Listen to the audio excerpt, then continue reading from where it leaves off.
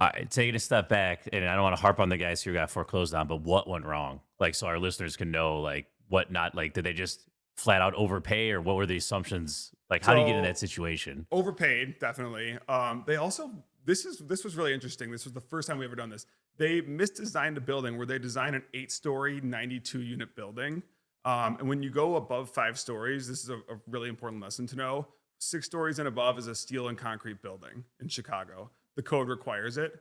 And your construction costs go from say 200 to 225 per gross foot to 300 plus. The numbers don't work, to put it simply. So we actually rezoned the property to make it smaller than what was accepted. I don't think I'll ever do that again. Usually you're upzoning Yeah, you're fighting, fighting, fighting fighting. to add more. Yeah. This was like the biggest breeze because it was like, okay, we're taking an 8-story building and making it a 5-story building. Basically lop off 3 stories. And then we're doing a joisted masonry building, which costs substantially less to build. So we downzoned it. And so it was misdesigned and they overpaid. And I think the clock was ticking and they only had so long on their loan. Got it.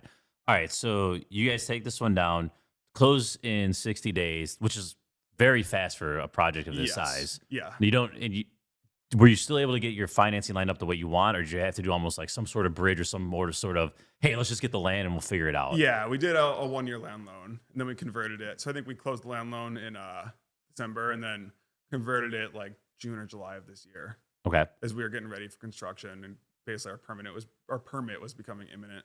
What do you usually have to put down for a land loan? 50% typically? Yeah, usually around a little more than typical. Yeah, like 50%. I think this one was 50%. Okay. All right. How's the project going? Walk us through. So you broke ground earlier this year. We're recording this for our listeners, recording in December 2025, but you broke ground earlier this year. Broke ground earlier this year, going really well. It's a challenging site because if you ever drive past it, it's the building east of the Fay & Co building on North Ave. Yeah. And there's the train tracks that wrap around the site. So we're dealing with the CTA, which requires a lot. It's a Chicago government arm. And so it's like, they have to have a flagger and it's just harder to work next to the CTA. So we budget more time for that. It's really just, you can't work on certain off hours when the flagger can't work.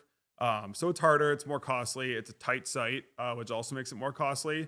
But we knew a lot of these things up front. So it's going great. And we're just kind of now building it and, doing like a weekly on-site to check in, but it doesn't require that much. This is kind of like the fun part where we just sort of watch the progress and watch the building go up. Yep. And then still on time for spring delivery? Yeah. Spring 2027.